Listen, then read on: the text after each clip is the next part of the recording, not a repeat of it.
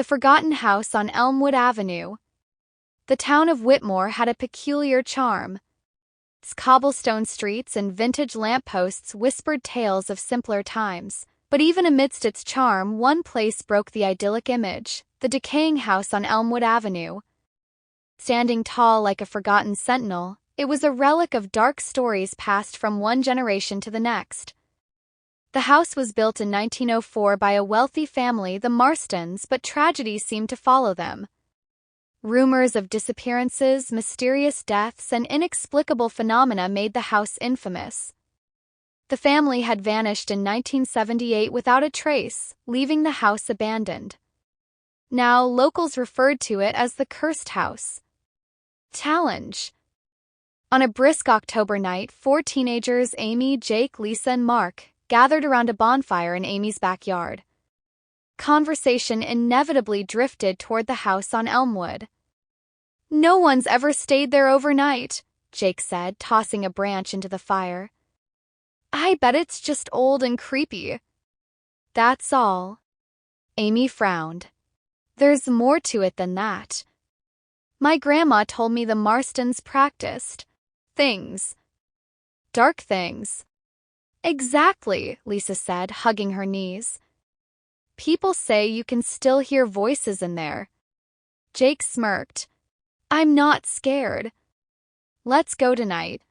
Prove it's just an empty house." Mark hesitated. "Breaking in? At night? I don't know, man." "Come on," Jake taunted. "Or are you chicken?" And so, as midnight approached, they stood before the wrought iron gate. The moonlight barely pierced the thick canopy of skeletal trees surrounding the house. The entrance. Pushing open the gate, they were greeted by the chilling wail of rusted metal.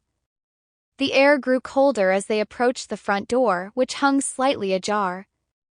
Jake pushed it open with a creak, revealing a grand but decaying foyer. A chandelier hung precariously above them, its crystals dulled by decades of dust. Amy held her flashlight tightly, her heart pounding. "This feels wrong." Jake laughed nervously. "Don't tell me you believe the ghost stories." As they stepped inside, the door slammed shut behind them. All 4 jumped, their eyes darting back to the door. Mark tugged at the handle, but it wouldn't budge. "We're locked in," he muttered. The house smelled of mildew and something metallic, blood maybe? Shadows stretched unnaturally long, as if the house itself were alive and watching. The first encounter. Exploring the first floor, they found a parlor filled with crumbling furniture. A piano stood in the corner, its keys yellowed with age. Mark ran his fingers over the keys, and a low, dissonant chord rang out, except he hadn't pressed hard enough to make a sound. "Don't touch anything," Amy warned, her voice shaky. In the dining room, Lisa discovered a table set for dinner.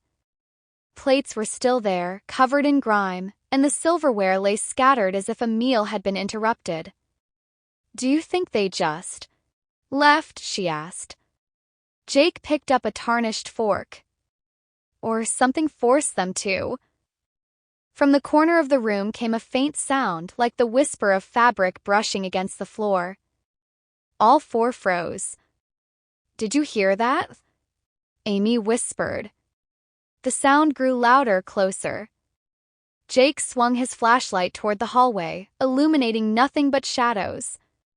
Then they saw it, a figure at the far end of the hall. A woman, her silhouette barely visible, with hair hanging like curtains over her face. "Hello," Jake called, his voice breaking. The figure took a step forward. Then another. "Run!"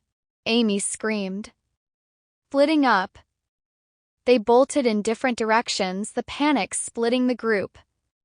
Jake and Mark darted up the grand staircase, while Amy and Lisa fled toward the kitchen. Upstairs, the air was thick, suffocating.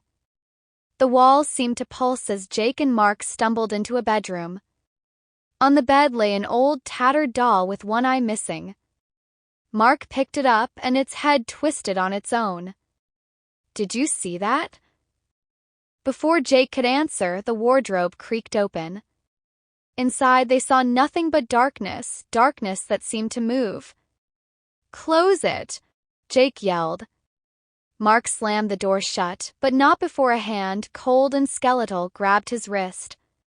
He screamed as Jake pulled him free. The basement.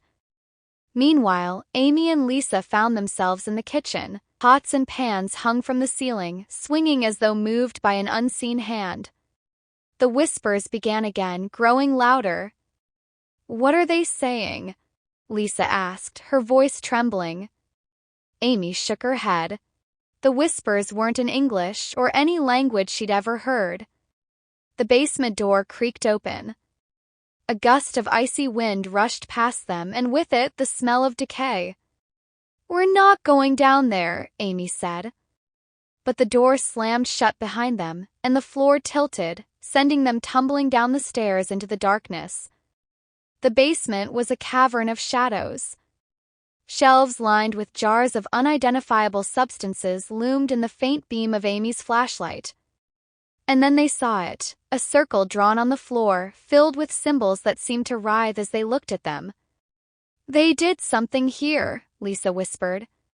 "Something evil." The final confrontation. Upstairs, Jake and Mark tried to escape through a window, but it wouldn't break. The shadows began to coalesce, forming a figure, the same woman from the hallway. She opened her mouth, and an inhuman scream filled the room. Jake dropped to his knees, clutching his ears. Mark grabbed a candlestick and swung it, but it passed through her as if she were smoke. Downstairs, Amy and Lisa found an old journal in the basement. The entries were frantic, detailing how the Marstons had summoned something they couldn't control. "We have to destroy the circle," Amy said.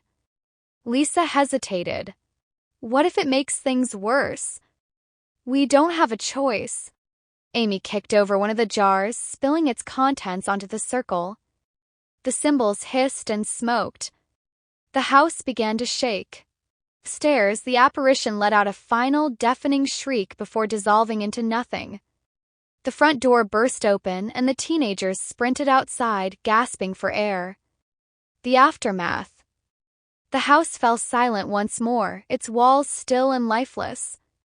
The group never spoke of what happened that night, but they knew one thing for certain. The house wasn't empty.